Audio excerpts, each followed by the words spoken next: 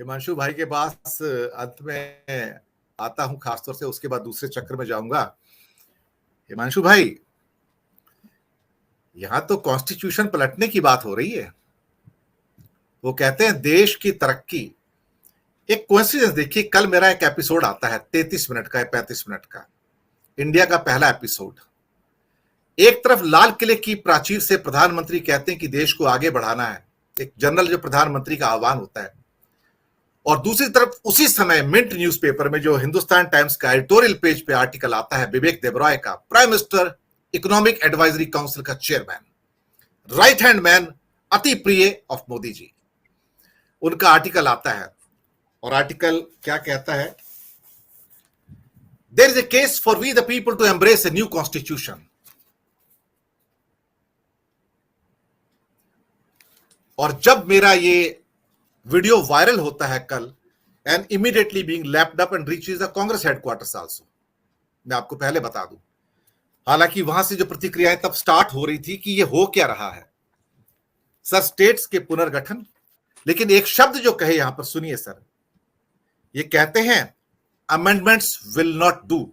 ये बाईलाइन है टाइटल की, amendments will not do, we need to go back to the drawing board, यानी कि नई constitution assembly, and start from the first principle, we the people.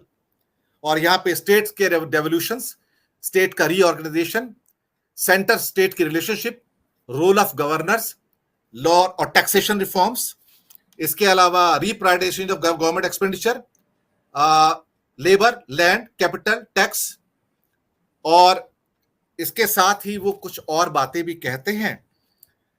और आखिर का पैराग्राफ एक पढ़ता हूं मैं ताकि दर्शक भी सुन ले।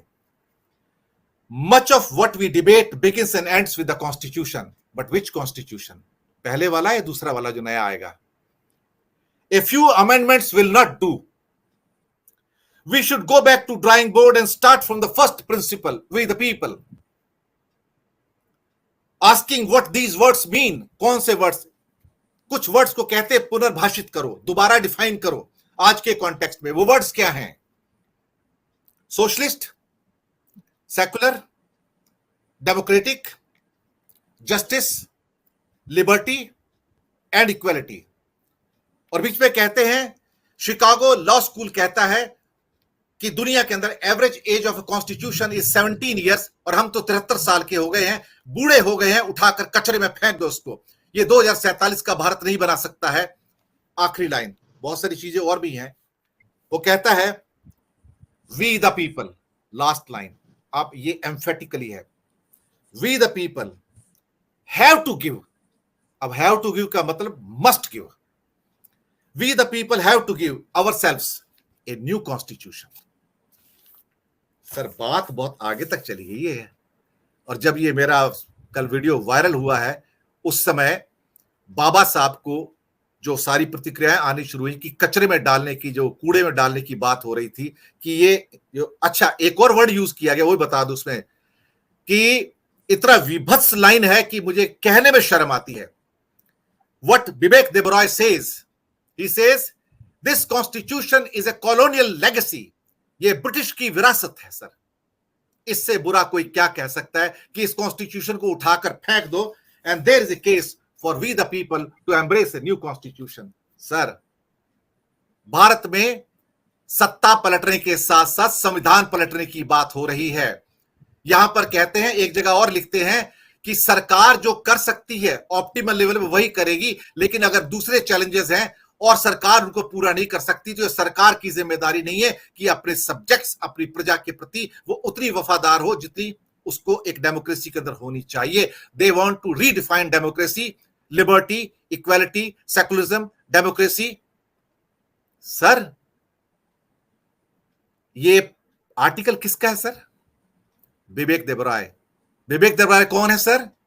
Prime minister economic advisory council. एक तरफ लाल किले से उसी समय प्राचीर से भाषण दिया जाता है, और उसी समय मिंट के अंदर ये आर्टिकल आता है। This article basically is not from the Vivek Debroy, this is an article from the prime minister house sir. This is an article from the Prime Minister House, because this man is chairman of Prime Minister Economic Advisory Council. विवेक देबरॉय सिर्फ नाम है, उसके नीचे actually नाम कुछ और होना चाहिए था। आप समझ गए। और साथ में इकोनॉमिक सवाल भी पूछूंगा, पहले इस पर टिप्पणी चाहूंगा हिमांशु भाई।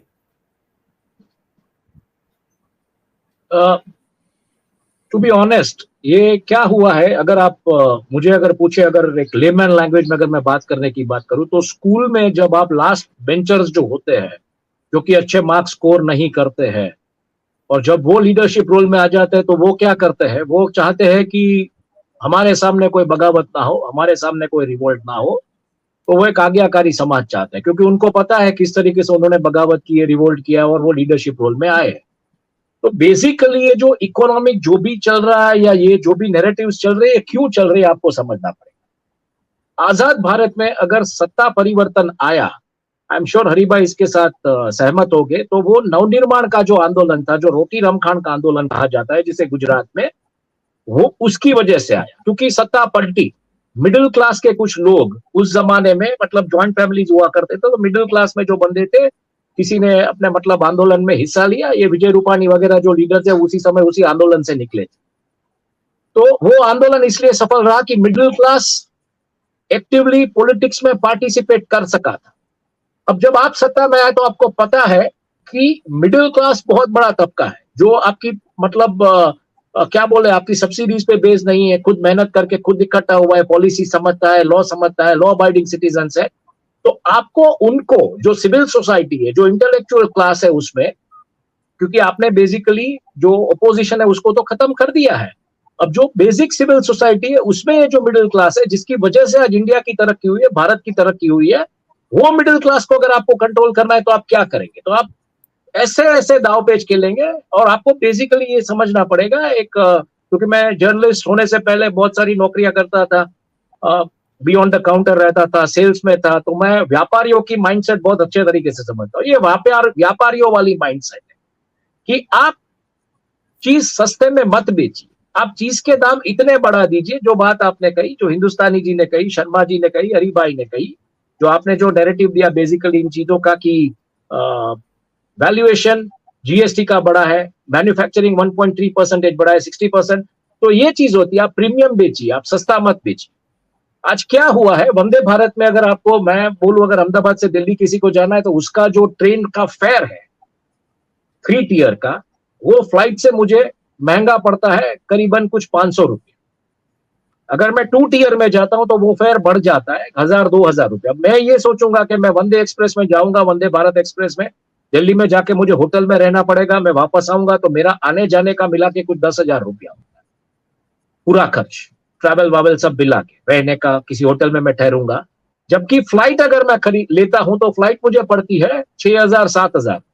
तो मैं 6,000-7,000 में सुबह 6:30 बजे की फ्लाइट पकड़ूंगा, रात को 11:30 बजे की वापस फ्लाइट लेके आ जाऊंगा। मेरा कोई इतना खर्चा नहीं रहता है 7,000 में, और बाकी का मेरा ट्रैवलिंग फूड का जो एक्सपेंस हुआ, तो भी मैं करीबन 2,000 सेव करता हूं उसके ऊपर।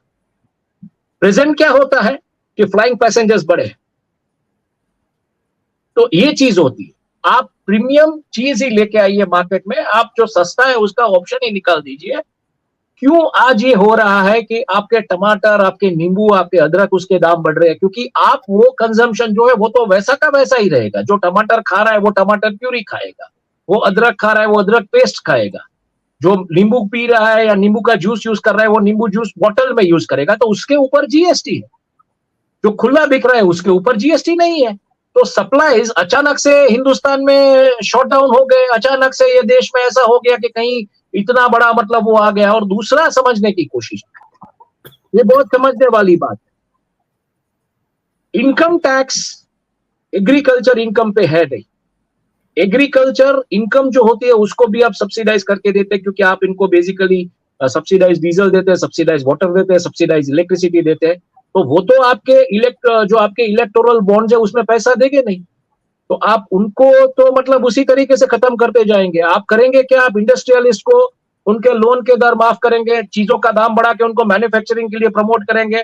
आपने कॉर्पोरेट टैक्स स्ट्रक्चर घटा दिया, ताकि वो जो भी वैल्यूएशन उस पे आता है, उसमें जो भी मुनाफा होता है, वो जो 2,000 की चीज थी वो 5,000 की हो गई, 7,000 की हो गई, उसमें जो मुनाफा आया वो मुनाफे से इलेक्टोरल बॉन्ड में पैसा जाता है। और इलेक्टोरल बॉन्ड आरटीआई के दायरे में नहीं है, तो आपको पता ही नहीं है कैसे पूरा पैसा कहाँ किसका घूम रहा है। और बाद में ये जो अदानी हिंडनबर्ग वाला मामला हुआ, शेल कंपनी आई है, वो तो वहां पे तो ये जाने वाला ही नहीं है। तो क्यों कोई बोलेगा? आज की तारीख में आप किसी भी कॉर्पोरेट से पूछ लीजिए, कॉर्पोरेट बोलता है ये गवर्नमेंट से अच्छा, गवर्नमेंट नहीं, इससे अच्छा टाइम नहीं इंडिया में धंधा करने के लिए। कॉर्पोरेट टैक्स स्ट्रक्चर कम है, आपको लोन्स मतलब ऐसे टाइम पे, इलेक्शन के टाइम पे आपके लोन्स रीराइट ऑफ कर दिए जाते हैं। आपको अगर नुकसान दिखा के आपको एनसीएलटी में जाना है तो हेयर कट लेके निकल जाइए। तो कौन ऐसा धंधा नहीं करेगा? माइक्रोन क्यों नहीं आएगा यहाँ पे? जब आप 70% एक गवर्नमेंट दे रही है, 30% माइक्रोन दे रहा है और 100% ओनरशिप माइक्रोन की, तो क्यों नहीं आएगा कोई धंधा करके? बिल्कुल आएंगे। तो ये पूरा समझना पड़ेगा आपको कि ये क्यों हो रहा है। और उस माइक्रोन में जो 5000 व्हाइट कॉलर नौकरियां है, जो दिव्या भास्कर ने यहाँ पे स्टोरी की है, वो नौकरियां गुजरातियों को नहीं मिलने वाली, वो नौकरियां फॉरेनर्स को मिलने वाली है। जो नौकरियां मिलेगी वो जो कॉन्ट्रैक्ट रोल्स जो होंगे, हाउस कीपिंग के या